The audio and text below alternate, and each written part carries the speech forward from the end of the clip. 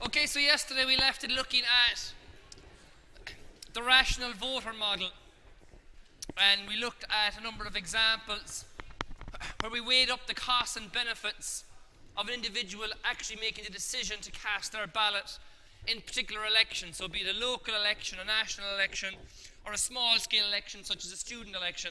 And given the improbability of being decisive, the fact that in any election, the probability that your vote will swing the outcome one way or the other is likely to be very small, the benefits from voting will generally be negative. That the costs will exceed the benefits. The expected value or the expected utility will be negative. So since any individual is unlikely to affect the outcome, P, the probability of being decisive, is small, and taking into account the cost associated with voting, the expected utility is negative, and it's irrational to vote. So if you say, are individuals utility maximizers? Do they try to make themselves as well off as possible? Well, actually then voting isn't rational because it actually reduces your utility. However, we know that many people choose to vote, so this is what's called the paradox of voting. That people do it when they should not. That they are in a sense not rational from an economic perspective. That they're not utility maximizers. So there are clearly people who don't vote, but in a general election in Ireland you could expect a turnout to be perhaps up to 60%. That of those eligible to vote, about 60% will vote. In a referendum it might be maybe between 45 and 50%, and perhaps something similar for a local election. So clearly there are lots of people who are choosing to vote. So if this is our model of voters from an economic perspective, and a model is based on its predictions, the model predicts that people shouldn't vote. The evidence suggests that at least half of them do. So there is, in a sense, a paradox or a disjoint between the model and the overall predictions. But we look at some particular predictions, rather than just looking at whether people vote or not. Look at the size of the turnout. What would the model predict given the size of the turnout? If we expect it to be 50%, and then there are particular factors that take place, what is the size of the turnout? So evidence actually supports the paradox of voting when looking at some of its predictions. So is the turnout higher when the costs are lower? Is the turnout higher when the outcome is uncertain? And is the turnout higher among those who have most to gain? And in general, the answer to those would be yes. So one impact or factor that can influence the weather, or the turnout, is the weather. That when it's wet and the weather is inclement, that increases the cost of voting. Having to deal with the weather, getting wet, deal with getting in and out of cars, buildings, etc. So the wet weather has been shown will lead to a lower turnout. If the day is fine, people will perhaps be more willing to go. If the turnout is expected to be close, that will also encourage people to vote, simply because it increases their probability of being decisive. And turnout is higher amongst the rich rather than the poor. Or, on the other way around, amongst the poor compared to the rich. If you look at who has most to gain, depending on what's at stake, is it an increase in taxes? Well, those on lower incomes or no incomes would likely be in favour of that. Is it an increase in government expenditure? Again, that would likely favour those on lower or lower incomes. Given the progressive nature of the taxation system and the hope that the expenditure done by government will benefit those at the lower levels rather than those at the top. However, the probability of being decisive in general has little effect on voting behaviour. Your vote is more likely to influence the outcome in a local election than in a national election. Whereas in a general election we can expect a turnout of about 60%. In a local election you can expect a turnout of around 45%. So people are more likely to turn out for the election in which their vote has a lower chance of being decisive. The constituencies and number of seats are far lower in a general election. So you're dealing with constituencies, perhaps a four-seater could have a valid poll, or a total electorate of maybe 60,000 people, with 4 people going for those seats amongst our electorate of 60,000 people. In a local election, the wards could be as small as 5,000 or 6,000 people, with but again, maybe 2 or 3 seats in each ward. So the quota, the amount of votes required, are far lower in a local election than in a general election, but people generally turn out more for general elections rather than local elections. So again, this would contradict the rational voter model. People should turn out when their vote has a greater chance of being decisive. In reality, we see the opposite occurring. So why then do people vote? Should we discount or discard completely this rational voter model? Are voters utility maximisers? So we have other ways of representing voter behaviour. One of these is the mini-max strategy. So it considers the act of voting in an uncertain world where the voters are motivated by the desire to minimise regret. That if there's any chance your vote could be decisive, you should vote. That you want to minimise the regret that can occur. So the dominant strategy is to vote, since the voter does not know with complete certainty what the outcome of the election will be. So it's, in a sense, to minimise the worst thing that can happen. So if you have a preferred policy, preferred candidate, you might say, sure, there's no point in me voting, I'm not going to be decisive, but there is still a small probability that you are going to be decisive.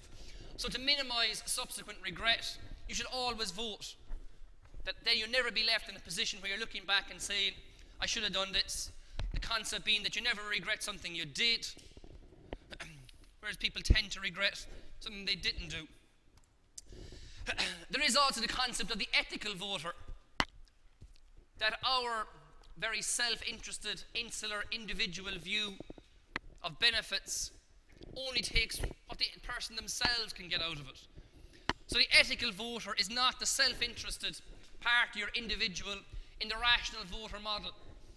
So the voter is not only interested in the impact of the vote on his utility, but also affected by the utility of others. So this could hugely change the outcome of the expected utility calculation. In our initial one, we just put in what does the person themselves get out of it. Well, it could be that they're actually concerned about others as well. Maybe it's their family, relations, friends, or the society in general. And if you add in the benefits that everybody else gets, and that forms part of the voting decision, well, then the benefits can exceed the costs. So individuals may derive utility from voting, the actual act of it. There might be some social element to voting. And perhaps there are some other explanations. So why vote? So the argument suggests we should take the utility that voters get from taking part in the democratic process and our expression of the expected utility of voting. So it's not simply a case of what can I get out of it. If my policy or party got into power, what do I gain? There are many people who consider voting a civic right and duty. So it's part of being a citizen, that you're asked to give your opinion on a particular topic, a particular policy, in a particular election, and if you're asked to do so, you should do so. There are some countries that require citizens to vote, and there are fines if you don't vote. That you actually face a higher tax bill if you don't vote. That is considered part of being a citizen. There are many people who consider voting important to preserve democracy. And if they want to ask us our opinion and we don't bother voting, then there may come a time where they simply stop asking. Why would they ask these people when they don't vote? So preserving democracy can be one consideration, that you want to keep the turnout at a particular level. And you can see this clearly in countries where the franchise, the vote, is granted for the first time. Countries that vote from a dictatorship to some form of democracy. That they generally have in their first time elections turnouts of 1995, close to 100%. That people are taking this as a great opportunity. They might have been under the rule of a dictatorship for 40, 50 years, never asked their opinion on one matter or another, and then as soon as a chance comes, they're willing to grasp it and want to ensure that they hold on to it. So the importance of preserving the democratic process, that if it's demos about people, that the people should contribute. In some instances, people get utility from expressing their political preferences. So want to see the votes count in a particular manner, not necessarily perhaps what the outcome is, but there are people who want to vote just to see maybe fringe elements, extreme elements, or perhaps mainstream parties get particular votes, that they want to vote because it's a strong preference they have. Like there's some people who go into the polling booth and just spoil their vote. It's basically a case of, look, you've given me this vote, and they might just drop a blank ballot paper back into the box or write something rubbish on it that makes no sense altogether. So going to the effort to go to the polling station and just spoiling their ballot. Like spoiled ballots can make up maybe 1 or 2% of the total. If you look at any election results, you'll see there'll be number of votes and then there'll be total valid poll. The valid poll will be the number of votes that can be counted, and then there'll be spoiled votes. Clearly there are some people who make a mistake, that they go in and fill out the thing incorrectly. But that's not true in the majority of cases. In the majority of cases, the vote is actually spoiled. The person is going in and just wants to vote, but doesn't want to vote for anything. There can be a social element to voting, particularly in rural areas. If people are isolated, it can be an occasion where people can come together. And in one instance, you can say you're no longer going to be plagued by canvassers. Perhaps particularly true in an election where canvassers aren't banned from being close to the polling station. So up to 25 years ago, you could have canvassers outside polling stations for general elections. There could be hundreds of people outside. In much of the ways you'd find in a student election here. But that was got rid of in the 1980s, that canvassers have to stay a certain distance away from polling stations. I'm not sure what it is, but given that most people travel by car, there's no point being that distance away. They're just going to drive past you. So if you voted, you're no longer going to be plagued by canvassers. You voted, you're of no interest to them. Doesn't matter what way you voted, they're not going to swing it one way or the other. So perhaps these should be included in the benefits. And these would increase the positive aspects of voting, whereas the costs still exist. These would perhaps increase the positive aspects. So the utility from voting becomes the following. So this is the formula we had initially. The expected utility is the probability of being decisive times the utility you get from your particular outcome coming out on top, minus the cost of voting. But here we add plus D, some elements for participating in the democratic process. So some gains or benefits that individuals get just from the act of voting. So this increases the likelihood that the overall outcome will be positive, making voting a more rational activity. Of course, on the whole, it'll be difficult to measure D. What is the social aspect of voting? What pleasure do people get from expressing their political preferences? What pleasure do people get from participating in the democratic process?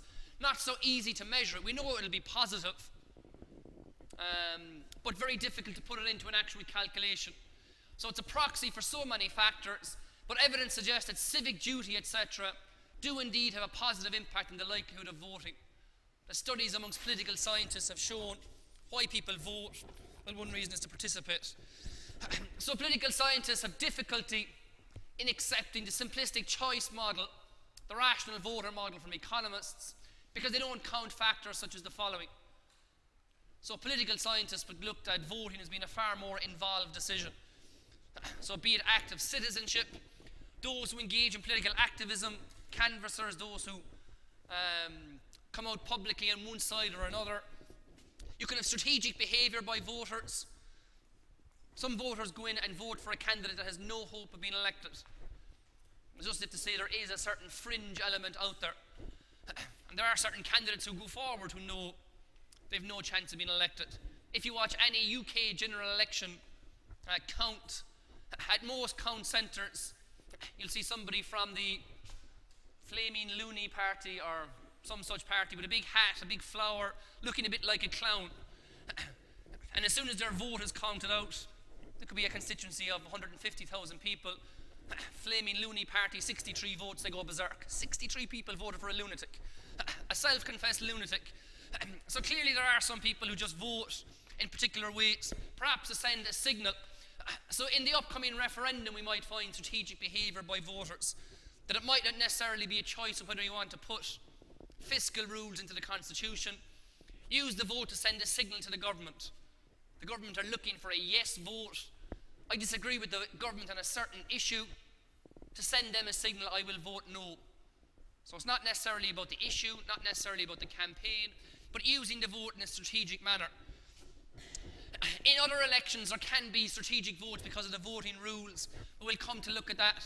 This may particularly arise in the French presidential election. which is a two-stage process where all the candidates go into a first round. And the only issue in the first round is to come in the top two. And the top two candidates go into a runoff to decide who's president. In the first round, you may not necessarily vote for your preferred candidate.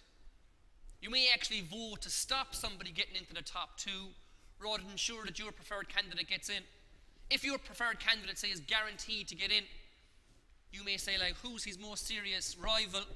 I should vote for somebody else to try and ensure perhaps that the most serious rival doesn't get through.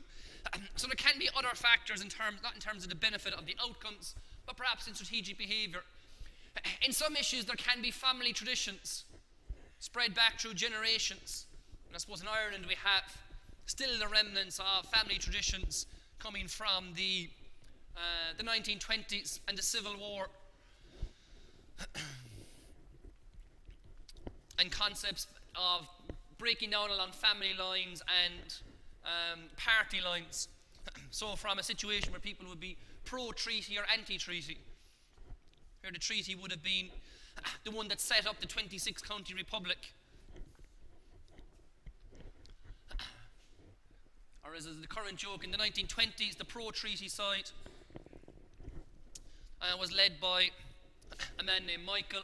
The anti-treaty side was led by a man named Eamon. Here we have Michael Noonan telling us to vote for the treaty, and Eamon O'Queeve, a grandson, I think, of the original Eamon, telling us not to vote for it. There can be particular values within society or the structure of society that people wish to vote and participate in it. And of course there's political partisanship. This is strongest in the US. In the US, when you register to vote, you must tick a box to say you're a member of what party. Republican, Democrat or Independent. When you go on the electoral register, and the Irish electoral register just has your name, address and a voting number. In the US, the voting register has what party you're a member of. And this has been used at the moment as the parties are going through the primary process. Well, the Republican Party going through the primary process, the primary elections to get their candidate for the upcoming presidential election.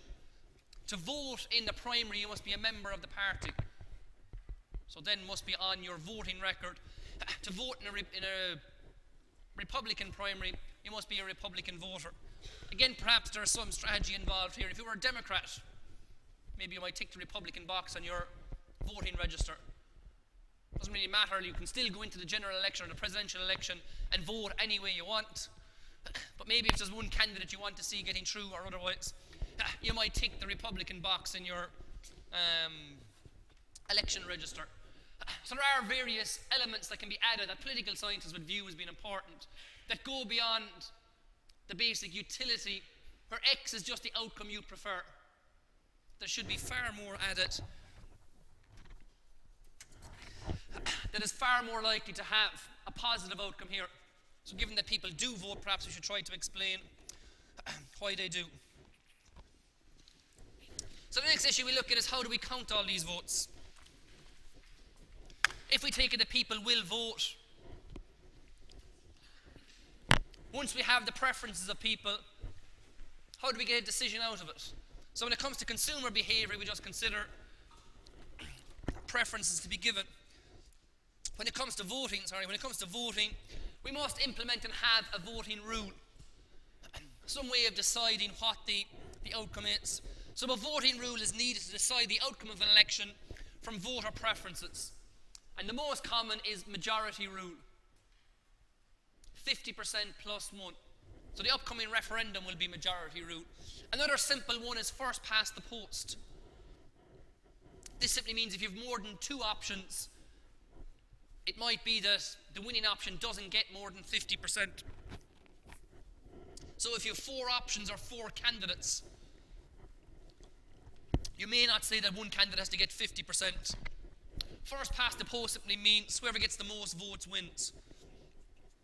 And that's how the elections in the UK parliamentary system are run. So in any UK constituency, it's just whoever gets the most votes. And then in Ireland, of course, we have proportional representation with a single transferable vote, which is used in multi-seat constituencies. In the UK, they have single-seat constituencies. Every constituency just has one representative. In Ireland, we have multi-seat constituencies. So we could just take, in a 4-seat constituency, the first count, the 4 people who get the 4 highest votes are elected. But that's not the way the system works. You must reach a quota.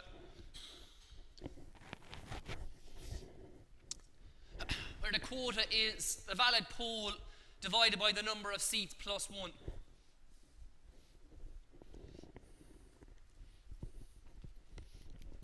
So you must reach the quota, the valid poll divided by the number of seats plus 1. The political scientists can take us through these votes. So some of the systems can be quite simple and some more complex. So in Ireland, under our voting system, theoretically somebody could top the poll. They could get most votes in the first count and they mightn't be elected. That as other candidates are eliminated and votes are distributed, they could be passed out. It's unlikely to happen. I'd imagine that most people who have topped the poll have always been elected, but theoretically it could. In the UK, if you top the poll, you're automatically elected. The UK did have a referendum on introducing proportional representation. It was part of the programme for government between Conservatives and the Lib Dems. The Lib Dems would be in favour of proportional representation.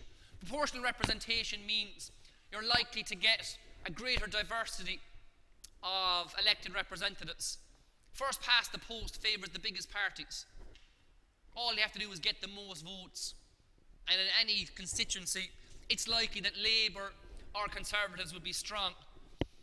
Proportional representation means you go down through the preferences of people and you're more likely to get candidates elected in proportion to how the community votes for them.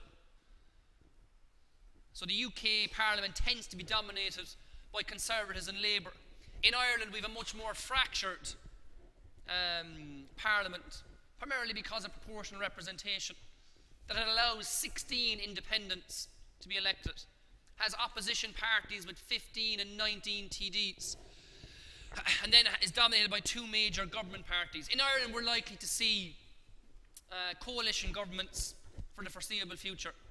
It's hard to imagine a situation where one party, under the current voting system, would get 83 seats. Fianna Fáil have got close in recent history, but have always required a smaller partner. And again, in the last election, Fine Gael also got close, but still were more than 10 seats short. So single-party government does seem to be unusual given the system we use. Of course, in the UK, they have first past the post, and they also have a coalition, primarily because of the increase in popularity of the Lib Dems over the last number of years. So the issue we're looking at is, well, which one of these is best? So of the various options we've mentioned, so we can compare the French and the American presidential elections that are taking place this year. The French system to have a first round with all candidates and then a runoff with the top 2. The American system to have parties put forward candidates, and any number of candidates can enter the US presidential election. The Democrats and the Independents clearly, the Democrats and the Republicans clearly have the most high-profile selection process. The incumbent president generally goes forward to try and get their second term, and the other party who hasn't the presidency will go through their primary process to get a candidate. But it's likely the Green Party in America will put forward a candidate. There could be some independents. Sarah Palin might make a late burst into the scene through the Tea Party process. But then rather than having everybody vote, it's votes by state. The important element in the US system is to win states. The people don't actually elect the president. When it comes to it, the president of the US will be elected by what's called an electoral college, where representatives of each state go and cast their vote. So small states might have 5, 10, 15 delegates at the electoral college. Large states like California could have 75 or 80. I'm not sure the exact numbers. So what a candidate has to do is win sufficient states to get sufficient delegates. And the states have different rules. Is it to complicate it further? Some states give all their delegates to the person who gets the most votes. So if there's 5 or 6 candidates, whoever gets the most votes in that state gets all their delegates. Other states do it on a proportional basis. If you get 50% of the vote, you get 50% of the delegates. So working out who wins a presidential election in the US can be quite difficult. And the call is generally made by the media. And most famously in 2000, most of the major media outlets in America declared the election for Al Gore. Gore wins presidency. You'll get various screen captures from CNN and other major news networks who had declared it, who'd looked at all the results and declared him to be the winner. Of course, within half an hour they had withdrawn that, given how close the election was in Florida. And in Florida, it's 100% rule. Whoever wins Florida gets all the delegates. Quite a large state. And then they spent the next 2 or 3 months looking at election ballots, looking at chads, dimple chads, hanging chads, and other sorts of chads, because of the voting machines they use in Florida. Anyone know what a chad is?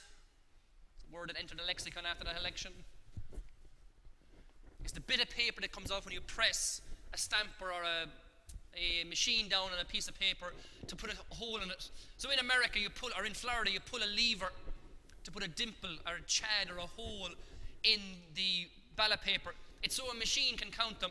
In Ireland, we just use the pen and paper, and we did try electronic voting for one election, but they're in cold storage somewhere now. But in Florida, you pull a lever. So the issue was, had people pushed the ballot paper incorrectly? What candidate were they voting for? If you haven't pushed it all the way in and you select your candidate, the circle might not go to the exact candidate. So some of them weren't lined up properly to see what candidate the person was voting for. Sometimes the puncher didn't make a complete hole. So this is where you get a hanging chad. The bit of paper is there, and solicitors, barristers, whatever they have in the US, were looking at all these to see, was it a valid vote? In the Florida election of 2000, the probability of being decisive was quite large, and the probability perhaps of your vote not being counted was quite large. But eventually they got as far as the Supreme Court, and Bush was declared the winner. They do have time in America. The election takes place in November, and the president isn't inaugurated until January. Whereas in Ireland we do things quite quickly. Within 3 weeks of an election, we have a new government. In America they take 3 months, so they had time to work through the system and look at the hanging, dimpled, and other forms of chads. So you have different voting rules. So one issue, of course, that immediately pops up is, which one is best? You know, all these different complicated systems. Is there one that's best? So we look at different systems and how they might lead to inconsistent choices. So if consumers make inconsistent choices, we refer to them as intransitive. So that means, like, if somebody prefers apples to oranges and prefers oranges to bananas, that's a consistent choice. But then if they prefer a banana to an apple, we'll say, well, that doesn't make sense at all. You rank apples over oranges. You rank oranges over bananas. So to be consistent, you should rank apples over bananas. But if given a choice, they rank a banana over an apple. Their choice would be inconsistent, intransitive. It would mean their indifference curves would cross. It's also possible for political choices to be determined by fickle voters, or voters where the choices may not be transitive. So we'll consider a situation in which 3 people are choosing among 3 alternatives, and they have the following preferences. So what alternative can we give in the current environment?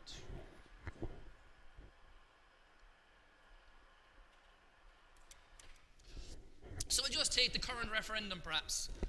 So we have 3 choices. A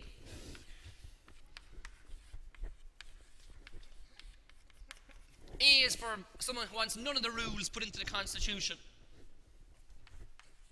B is for somebody who prefers or would like to see some of them put in. Perhaps is in favour of the expenditure rule to limit increases in government expenditure, but not in favour of the structural deficit rule. And C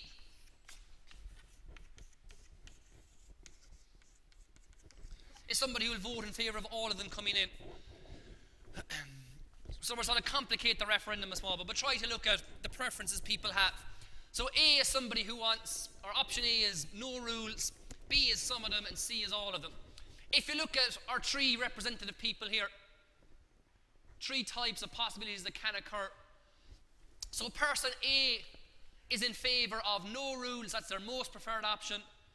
If there are to be rules, they only want some of them put in, and their least preferred option is for all of them to put in.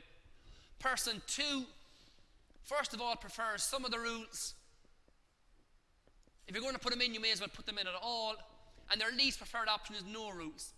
They want rules put into the Constitution, but aren't in favour of them all. Person 3, is in favour of them all, either do all or nothing. Their next option is no rules, and their least preferred option is some. So for person 3, it's if you're going to put them in, put them all in. So these are the preferences. If this was the option given to people, what would the outcome of the election be, given the preference these people have here? If it wasn't just a yes or no choice. If it was, do you want none of them, some of them, or all of them? So if you look at what can happen with this simple set of preferences, and we'll just use majority rule and see how the outcome can be influenced. So what we can end up with is cyclical preferences. So using simple majority voting, in which the alternative with the most votes wins. So we'll just put one option up against another, then put the winner up against the third. So if you put A against B, and then put the winner up against C. So A against B, A gets a vote here, B gets a vote here, A gets a vote here. In A against B, A wins 2-1. Person 1 and person 3 prefer A over B. Person 2 votes for B. So if we put A against B, A is the winner, and then put A against C. So the winner from the first round goes against C. A will get a vote here, C will get a vote here, and C will get a vote here. So the preferred option is for all rules to be included.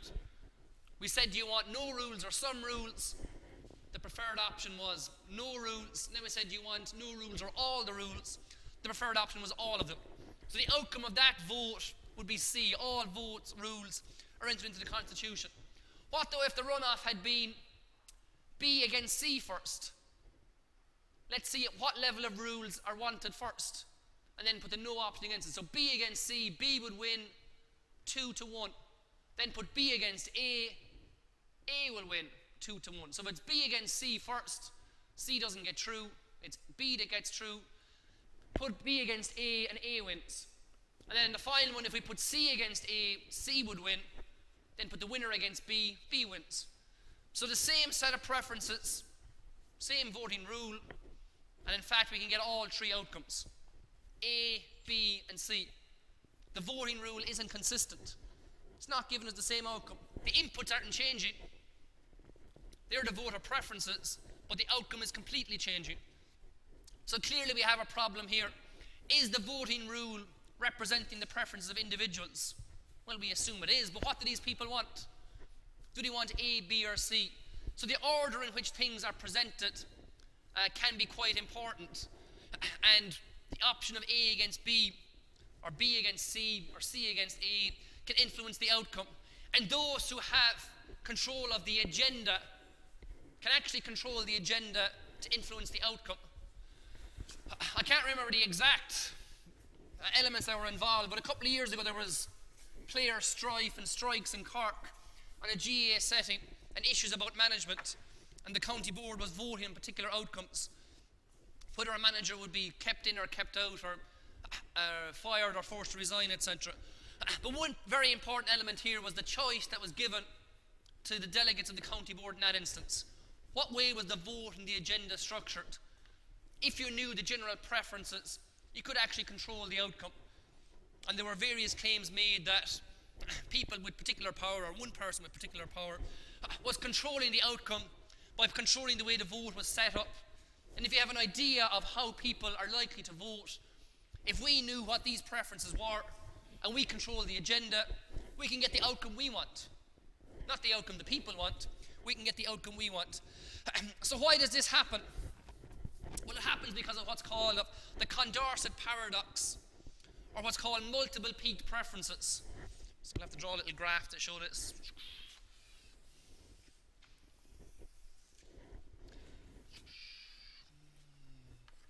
We'll go most favoured, second favoured, third favoured.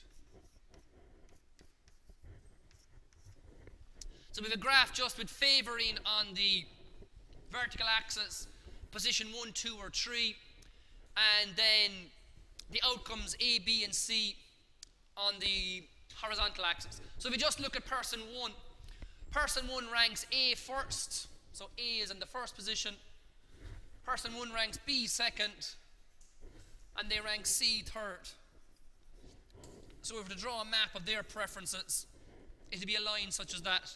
So going from their most preferred to their least preferred. Joining them up left to right.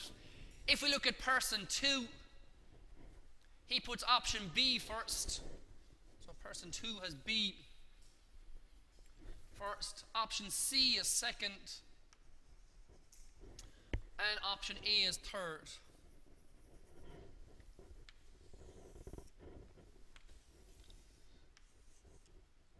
So that's person 2.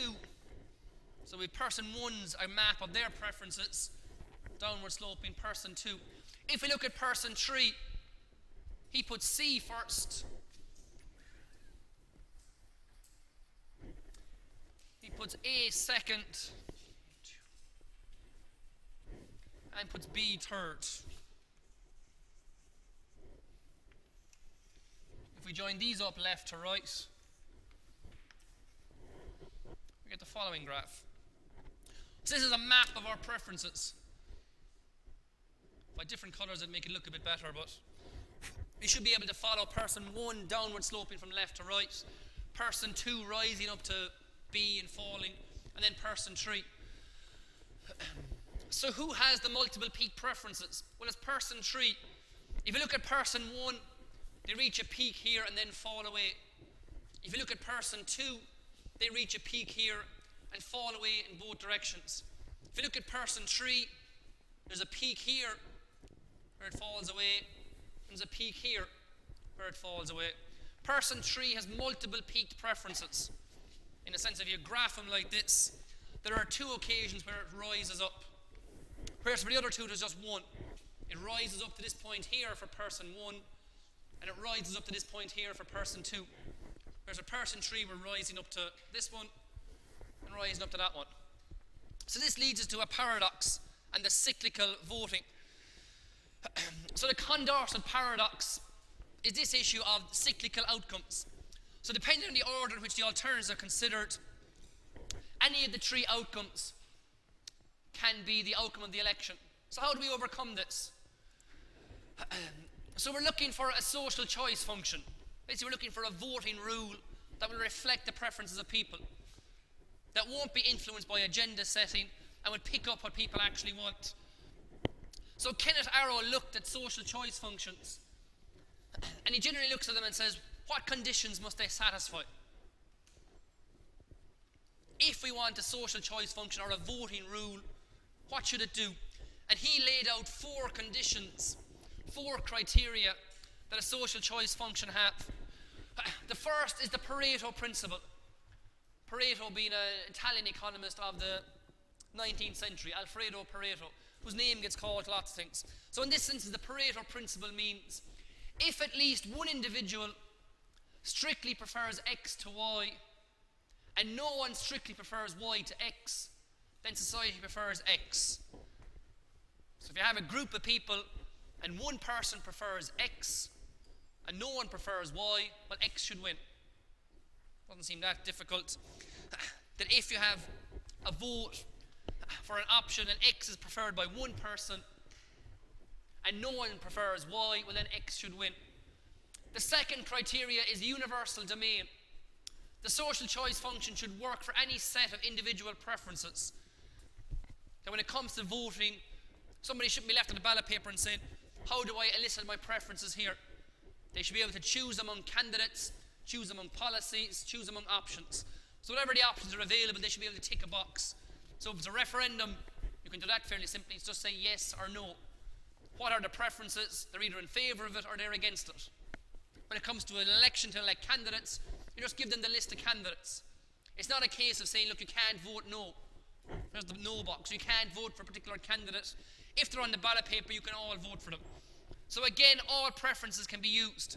Again, not a hugely restrictive criteria. So with the Pareto principle, if one person prefers X and no one prefers Y, X should win. Seems straightforward. Universal domain, no one's preferences are omitted from the voting rule. The third criteria is non-dictatorship. So the social choice function should not depend on the rankings of one individual. So in a sense, people must be equally weighted. So each vote should perhaps count the same. So it shouldn't be under a dictatorship. And then there is independence. The social ranking of X and Y should only depend on the individual ranking of X and Y, and not depend on the preference of individuals of X and Z or Y and Z. If the choice is between X and Y, the outcome should be because of the preferences between X and Y, rather than any other factors. Some third option, Z, shouldn't come into it. So it should be count up the votes for X, count up the votes for Y. Whichever one wins is the outcome. It shouldn't be influenced by whether people prefer X and Z or prefer Y and Z. So these were the 4 criteria laid out. Individually, they're not very restrictive. If one option gets more votes, it wins. All preferences should be allowed to be included. It shouldn't depend on the vote of one person. And if it's about a choice between X and Y, the outcome should be about the choice between X and Y. So this is what we want our social choice function to do. This is what we want our voting rule to do. So these are relatively weak requirements, but Kenneth Arrow theoretically showed, we're not going to go through his impossibility theorem, but he shows that no social choice function exists that satisfies these. There is no social choice function that satisfies all 4 at the same time. In fact, he showed by satisfying 3, you're guaranteed you cannot satisfy the other, regardless of what the 3 are. So if you devise a rule to satisfy 3, it won't satisfy the 4th. So this is why we have this plethora of different voting systems. There is no one that's best. And why different ones come into vogue and fashion in different areas, and why different countries have complex and simple ones. So with Arrow's impossibility theorem, we see that we have issues such as here. What way could we overcome the Condorcet paradox? Well, one way here would be to eliminate one type of preferences. It's the multiple peaked preferences that are causing the problem. If you could eliminate multiple peaked preferences, you'd eliminate the Condorcet problem. So it's not necessarily a problem of the voting rule, it's a problem of the input. So if you could stop person 3 or change person 3, you wouldn't have the cyclical outcome we saw initially. An alternative may be to move away from simple binary choices. Yes, no, one or the other. It may be that point voting is a better voting rule. So you have things like the Likert scale. You fill out a survey, you're asked a particular statement. Do you strongly agree, agree, neutral, disagree, strongly disagree? The person carrying out the survey is trying to get a sense of the preferences in one direction or the other. So that'd be sort of a Likert scale, maybe from 1 to 5, or perhaps even from 1 to 10. You could extend it out. Just say 1 is completely opposed, 10 completely in favour, and ask a person to put their vote on a mark about where their preferences lie. So point voting may be better, as it allows the opportunity to voice the intensity of preferences.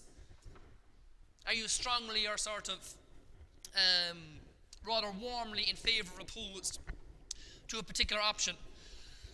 However, this raises the possibility of coalitions or log rolling. Log rolling is simply if you vote for one issue I'm in favour of, I'll vote for an issue you're in favour of. You roll my log, I'll roll yours. So it's about rolling over votes from one area to another.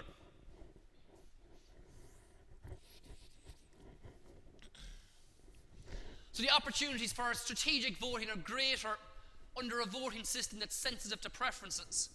And when you think about it, if it's a point system vote, and you are mildly in favour of a particular option, but you'd like to see it introduced, or you're mildly opposed to a particular option, and you don't want to see it introduced.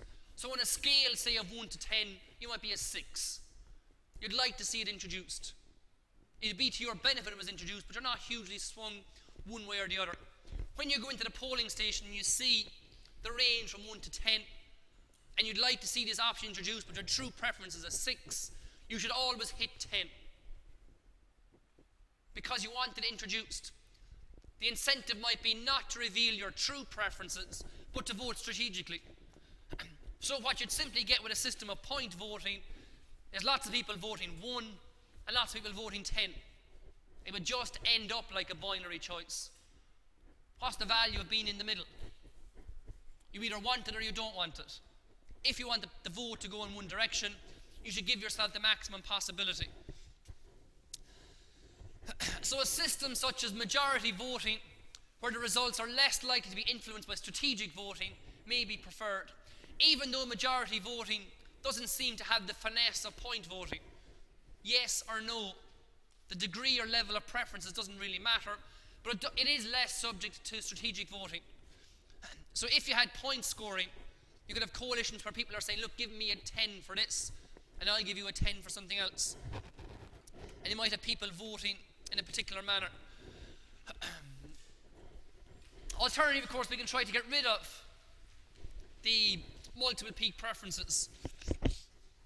So all types of preferences may not occur. So this universal domain, may not be necessary. So if all preferences are single peaked, then it's possible to construct a social choice function obeying the other 3 requirements.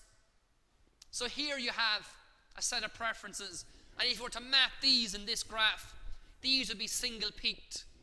They'd be single peaked preferences. So if they all don't occur, well, you can get universal domain.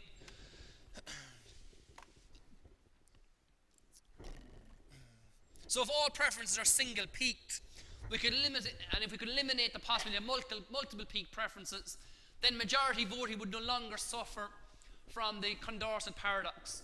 So B is preferred to C, C is preferred to A, therefore B should be preferred to A, and indeed it is. So B is over C and C is over A. The order should be B, C, A, and down here indeed it is. So where does this have a role? Well, one voting system that recently came into the media attention is to do with choosing Olympic cities. Do we have time to look at it? But in the voting system chosen by Olympic cities, again, it's a round system where all cities that are going for it enter the first round, and then the city with the lowest votes is eliminated, and you work your way through it. Prior to the awarding of the 2016 Games to Rio de Janeiro, it was believed that Chicago would win. They had the backing of Barack Obama, a native of the city, a huge campaign, and was believed that they would win. And people looked at the votes and said, yes, Chicago was the most preferred option. More of the IOC delegates would prefer Chicago to Rio de Janeiro. I think there was some city in the Far East, I think Paris was there, and maybe Tokyo as well. As it turned out, Chicago was eliminated in the first round. What actually ended up was people were strategically voting, trying to keep cities into the second round, and Chicago ended up being eliminated. But we'll look at that perhaps next Thursday. So we'll leave it at that for today, and we'll take it up with voting rules on Thursday.